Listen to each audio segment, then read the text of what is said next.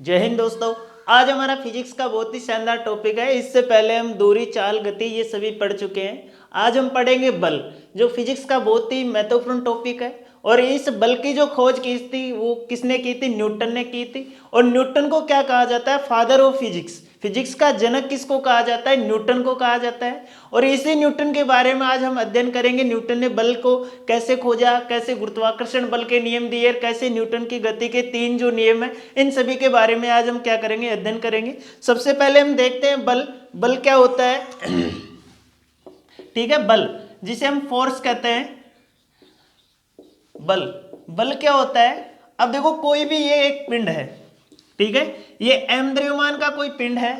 ये बिल्कुल rest position में है। क्या है? विराम अवस्था में है। और ये जब तक विराम अवस्था में है, रेस्ट पोजीशन, ठीक है।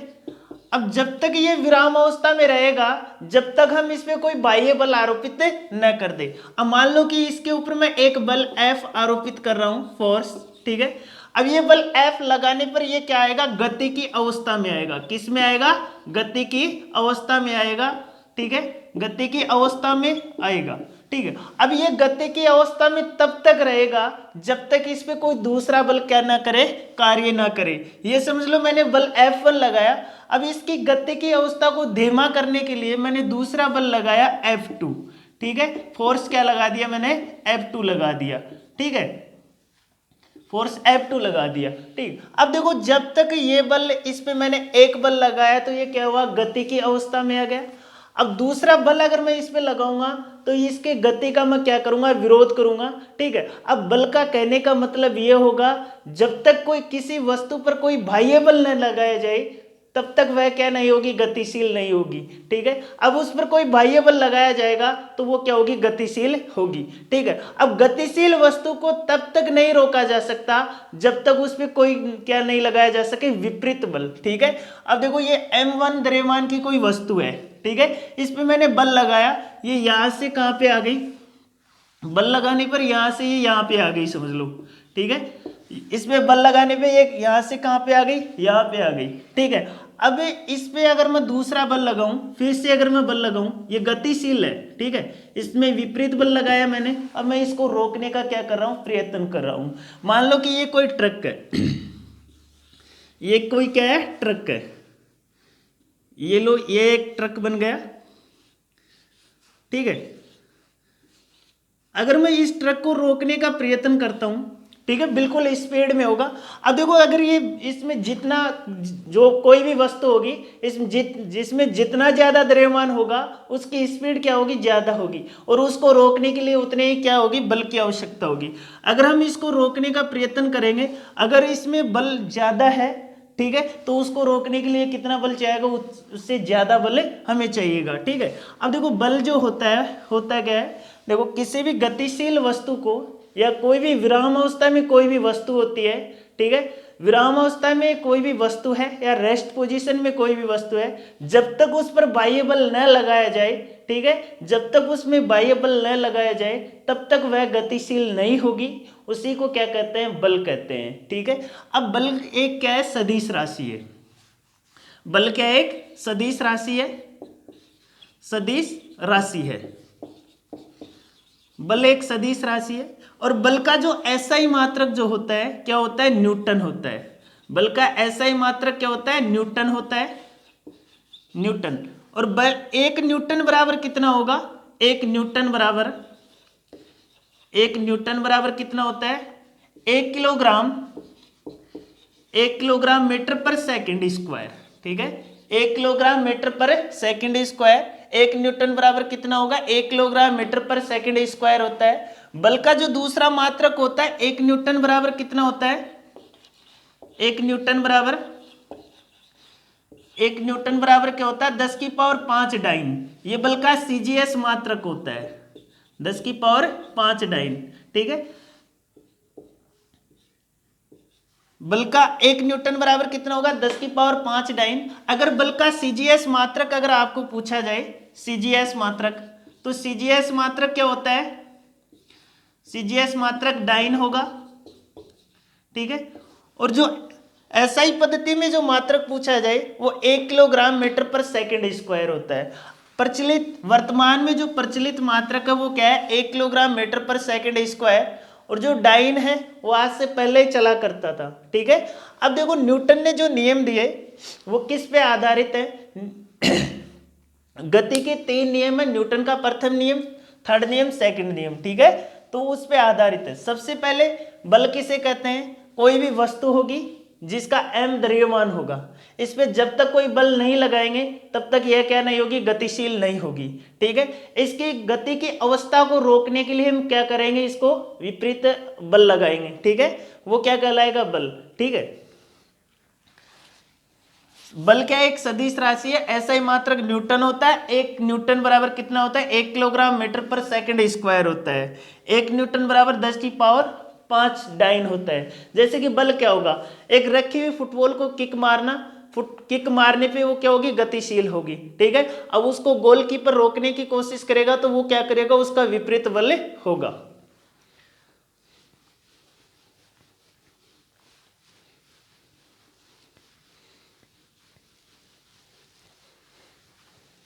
फिर हमारा गुरुत्वाकर्षण बल, ग्रेविटेशनल फोर्स।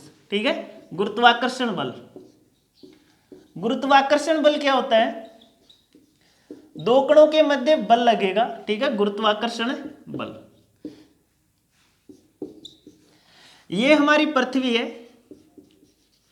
ये पृथ्वी है, और ये हमारा चंद्रमा है, चंद्रमा है, और ये क्या हमारा सूर्य है, सन। ठीक है, अब देखो पृथ्वी जो सूर्य के चारों तरफ चक्कर लगाती है वो किसके कारण लगाती है, गुरुत्वाकर्षण बल के कारण। और चंद्रमा पृथ्वी के चारों तरफ चक्कर लगाता है वो भी किसके कारण लगाता है, गुरुत्वाकर्षण बल के कारण।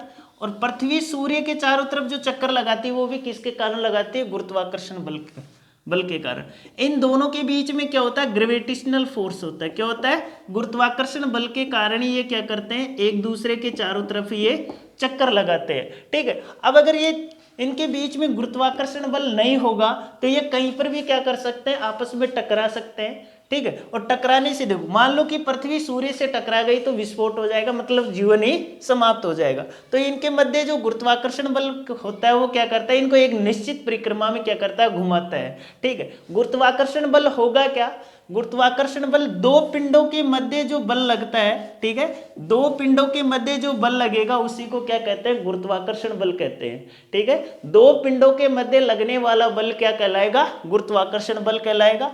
मान लो कि ये पिंड m1 है पृथ्वी, और ये पिंड क्या है, m2 है। ठीक है, इन दोनों पिंडों के मध्य जो बल लगेगा वो क्या कहलाएगा, गुरुत्वाकर्षण बल कहलाएगा।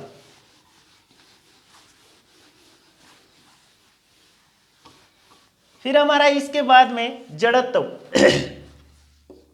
जड़त्व क्या होता है, जड़त्व। ठीक है, जड़त्व को बोलते हैं इनरेशिया, इनरेशिया। ठीक है, अब जड़त्व क्या होता है, कोई भी वस्तु अगर वह विराम की अवस्था में है तो वह विराम की अवस्था में रहेगी जब तक उस पर कोई बाह्य बल न कार्य करे। मान लो कि ये m1 द्रव्यमान का कोई पिंड है, ये बिल्कुल रेस्ट पोजीशन में, क्या है, विराम की अवस्था में, ये विराम की अवस्था में, इस पे जब तक कोई बाह्य बल कार्य न करेगा तब तक ये क्या नहीं करेगी, गति की अवस्था में नहीं आएगी।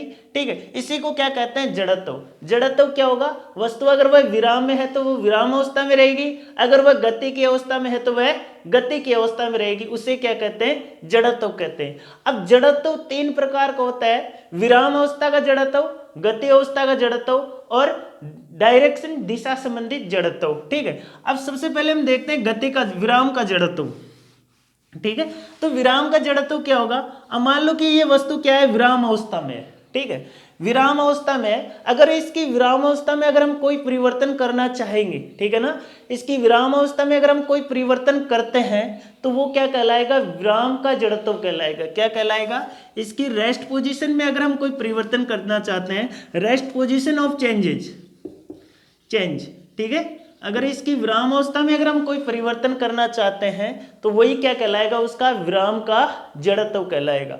ठीक है, फिर हमारा आता है गतिक जड़त्व। ठीक है, गतिक जड़त्व क्या होगा, मान लो कि ये वस्तु क्या है, गतिशील है, ये चल रही है। ठीक है, क्या है, गतिशील वस्तु है, वस्तु क्या है, गतिशील है। गतिशील वस्तु है और इसकी गति की अवस्था में अगर हम कोई परिवर्तन करना चाहेंगे, position of speed of change, ठीक है, अगर इस वस्तु की गति की अवस्था में अगर हम कोई परिवर्तन करना चाहेंगे, वही क्या कहलाएगा, गति का जड़त्व कहलाएगा।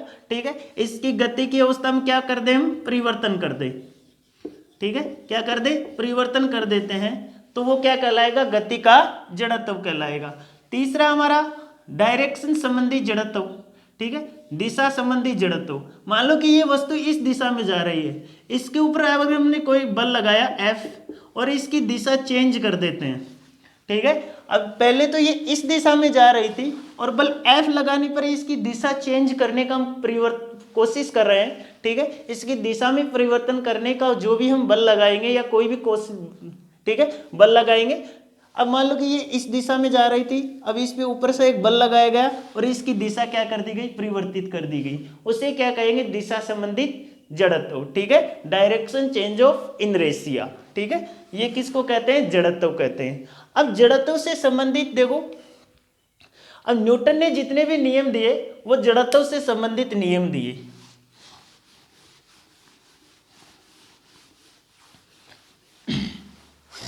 न्यूटन के गति के नियम,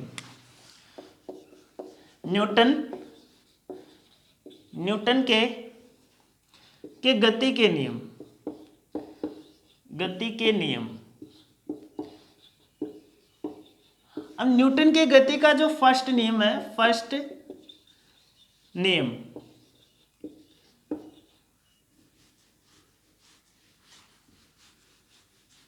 न्यूटन की गति का प्रथम नियम, न्यूटन की गति का प्रथम नियम। अब न्यूटन की गति का जो प्रथम नियम है वो क्या होता है, देखो, अब मान लो कि ये कोई वस्तु है, ठीक है, इसका कोई द्रव्यमान m है, ठीक है, क्या है, द्रव्यमान m है, और न्यूटन की गति का जो प्रथम नियम है उसको क्या कहते हैं, जड़त्व का नियम। अगर कोई वस्तु स्थिर है तो वह स्थिर रहेगी, अगर वह गतिशील है तो वह गतिशील रहेगी। जब तक हम कोई भी बाह्य बल उस पर न लगाएं तब तक उस वस्तु की स्थिति में कोई भी परिवर्तन नहीं होगा। यही न्यूटन के प्रथम नियम कहता है। ठीक है, न्यूटन का प्रथम नियम क्या कहता है, अगर कोई वस्तु गतिशील है तो वो गतिशील रहेगी, अगर वह स्थिर है तो स्थिर रहेगी। ठीक है, और अगर जब तक हम उस पर कोई बाह्य बल न लगाएं तब तक उसकी स्थिति में कोई भी परिवर्तन नहीं होगा। यह न्यूटन का क्या है, प्रथम नियम है। न्यूटन के प्रथम नियम को क्या कहते हैं, जड़त्व का नियम भी कहते हैं। न्यूटन के प्रथम नियम को क्या कहते हैं, जड़त्व का नियम कहते हैं। ठीक है, न्यूटन के प्रथम नियम को जड़त्व का नियम भी कहते हैं या गैलीलियो का नियम भी कहते हैं, या गैलीलियो का नियम, गैलीलियो का नियम भी कहते हैं।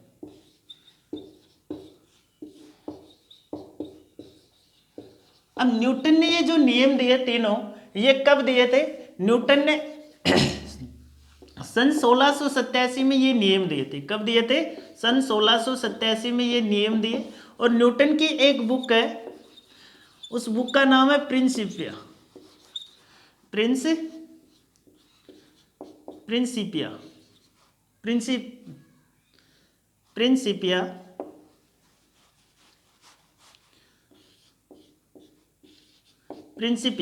ठीक है, इस बुक में क्या किया, न्यूटन ने अपने तीनों नियमों को क्या किया, लिखा और बताया कि जो न्यूटन का प्रथम जो नियम होगा वो क्या होगा, जड़त्व पे आधारित होगा, और इसी को क्या कहते हैं, गैलीलियो का नियम भी कहते हैं। अब न्यूटन का प्रथम नियम क्या कहता है, मान लो कि ये कोई बस है, ठीक है, और ये बस चल रही है सड़क पे, या चलने से पहले, ठीक है, मान लो कि ये रुकी हुई है, जैसे ही बस को स्टार्ट करेंगे और इसको आगे लेके जाएंगे, ठीक है, जैसे आगे लेके जाएंगे तो बस जैसे आगे आगे जाएगी तो हमें क्या होगा, एक झटका लगेगा और हमारा शरीर क्या होगा, एकदम से पीछे जाएगा, क्योंकि बस तो गतिशील हो जाती है पर हमारा जो शरीर होता है वो क्या होता है, स्थिर अवस्था में होता है, रेस्ट पोजीशन में होता है। इस कारण हमें क्या होता है, झटका महसूस होता है। मान लो कि कोई चादर है, ठीक है, उस चादर को हम किसी डंडे से पीटें तो वो चादर तो आगे चले जाती है और उसमें रहने वाले जो कण है वो निकल के क्या हो जाते हैं, बाहर हो जाते हैं। ठीक है, ये भी क्या है, अब चादर तो क्या होती है, गतिशील हो जाती है, पर चद्दर में रहने वाले जो धूल के कण हैं वो क्या होते हैं, बिल्कुल रेस्ट पोजीशन में होते हैं, और रेस्ट पोजीशन में होने के कारण वो क्या होते हैं, निकल के बाहर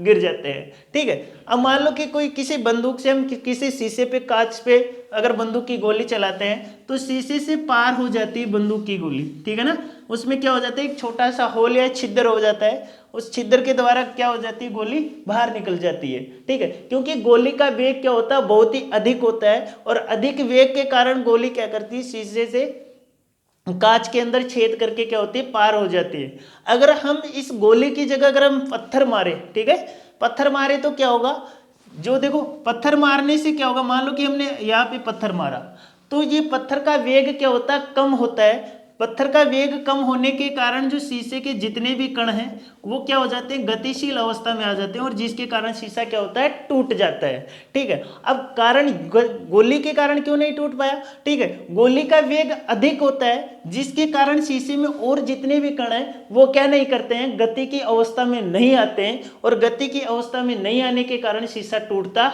नहीं है। और पत्थर का वेग कम होने के कारण बाकी कण क्या होते हैं, गति की अवस्था में आ जाते हैं, और गति की अवस्था में आने के कारण क्या होता है, शीशा टूट जाता है। ठीक है, ये होता है हमारा गति का फर्स्ट नियम। अब जो गति का जो सेकंड नियम है वो क्या है, संवेग परिवर्तन पे आधारित है। ठीक है, सेकंड लॉ, न्यूटन की गति का जो सेकंड नियम होगा, अब वो क्या होता है, संवेग में परिवर्तन की दर। ठीक है, अगर कोई भी वस्तु, ठीक है, उसके संवेग में परिवर्तन की दर कब होगी, डेल्टा पी। ठीक है, संवेग में परिवर्तन की दर,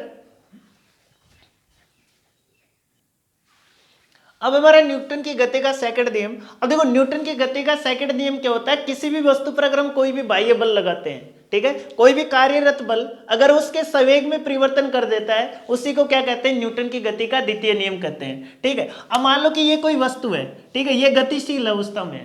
ठीक है, अगर ये वस्तु है और ये क्या है, गतिशील अवस्था में, इस पर हम कोई भी बल आरोपित करते हैं, ठीक है, कोई भी बल अगर हम इस पे आरोपित करते हैं तो ये बल क्या करता है, इस वस्तु के संवेग में परिवर्तन कर देता है। क्या कर देता है, संवेग में परिवर्तन करेगा, तो उसी को क्या कहेंगे, न्यूटन के गति का द्वितीय नियम कहते हैं। संवेग में परिवर्तन को क्या कहेंगे, न्यूटन के गति का द्वितीय नियम कहेंगे, परिवर्तन। ठीक है, अब ये वस्तु है, इस पे कोई भी कार्यरत बल होगा, और ये बल क्या करता है, वस्तु के संवेग में क्या कर देता है, परिवर्तन कर देता है, और परिवर्तन को ही क्या कहते हैं, न्यूटन के गति का द्वितीय नियम कहते हैं। ठीक है, अब F सपन बल है, और ये किसके व्युत्क्रमानुपाती होगा, संवेग में परिवर्तन की दर के क्या होगा, समानुपाती होगा, delta P upon delta T.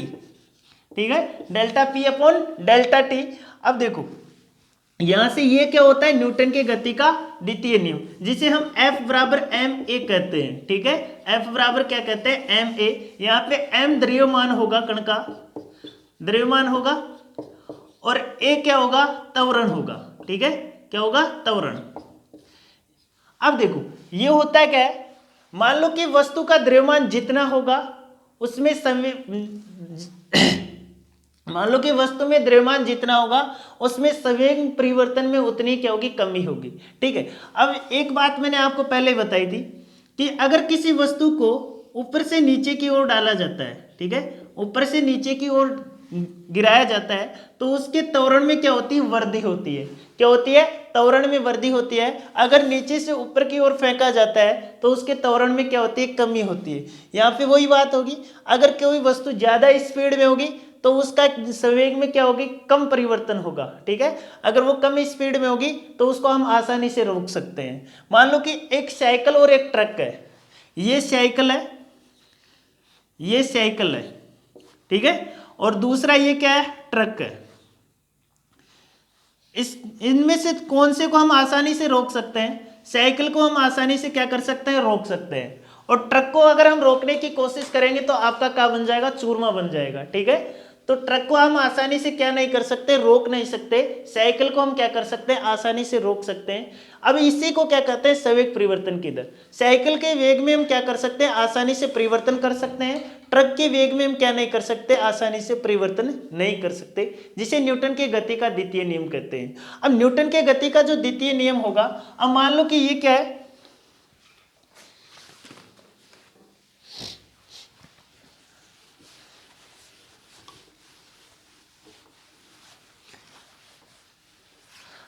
ये कोई क्रिकेट खिलाड़ी, ठीक है, यहां से क्रिकेट की गेंद जैसे किसी खिलाड़ी के पास जाएगी, ठीक है, वो इसको क्या करेगा, कैच लेगा, ठीक है। अब वो कैच लेते समय, क्रिकेट गेंद को कैच लेते समय अपने हाथों को पीछे करता है, क्योंकि गेंद बहुत ही स्पीड से आती है और उसके संवेग में परिवर्तन करने के लिए वो क्या करता है, अपने हाथों को पीछे की ओर लेके जाता है। उसको क्या कहते हैं, संवेग परिवर्तन की दर। अब मान लो कि ऊंची कूद में कोई खिलाड़ी होता है, वो ऊंची कूद किसी गद्दे पे गिरता है, तो गद्दा क्या कर देता है, उसके संवेग में परिवर्तन कर देता है, ठीक है, क्या कर देता है, उसके संवेग में परिवर्तन कर देता है। अब न्यूटन के गति का जो द्वितीय नियम है उसको रेखीय संवेग संरक्षण का नियम भी कहते हैं, रेखीय संवेग का नियम भी उसको कहते हैं, रेखीय संवेग का नियम भी उसको क्या कहते हैं, ठीक है।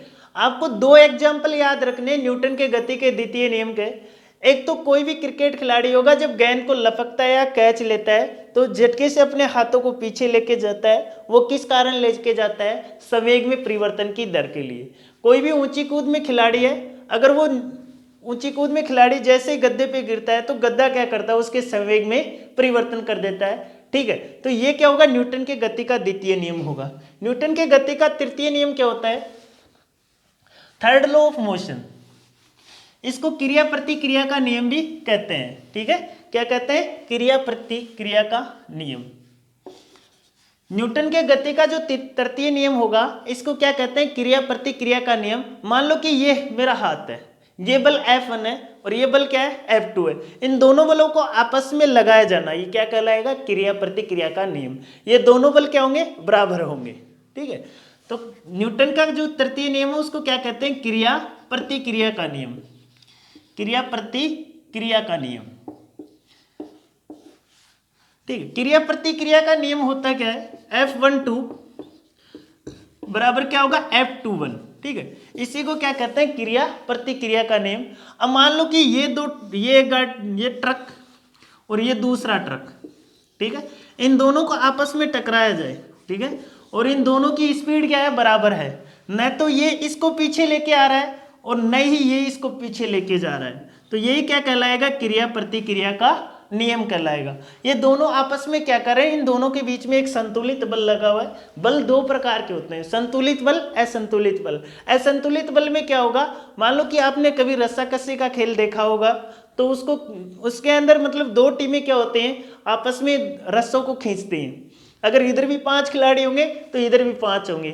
अगर वो दोनों टीमें एक दूसरे को क्या नहीं कर खींच नहीं पाएंगे, ठीक है ना, मतलब न तो वो इधर जाएंगे और न ही इधर जाएंगे, उसको क्या कहेंगे, संतुलित बल। अब मान लो कि ज़्यादा भारी जो टीम है, ज़्यादा बल वाली, वो दूसरी टीम को खींचकर अपने वाले ग्राउंड में ले जाती है, उसको क्या कहते हैं, असंतुलित बल। तो यहाँ पे जो न्यूटन की गति का जो तृतीय नियम है उसको क्या कहते हैं, संतुलित बल लगेगा इसमें। और क्रिया प्रतिक्रिया का नियम मतलब क्रिया के विपरीत प्रतिक्रिया, ठीक है ना। अगर ये बल लगाएगा तो ये भी बल लगाएगा, अगर ये बल लगाएगा तो ये भी बल लगाएगा, दोनों आपस में क्या लगाएंगे, समान बल लगाएंगे। उसी को क्या कहते हैं, क्रिया प्रतिक्रिया का नियम कहते हैं।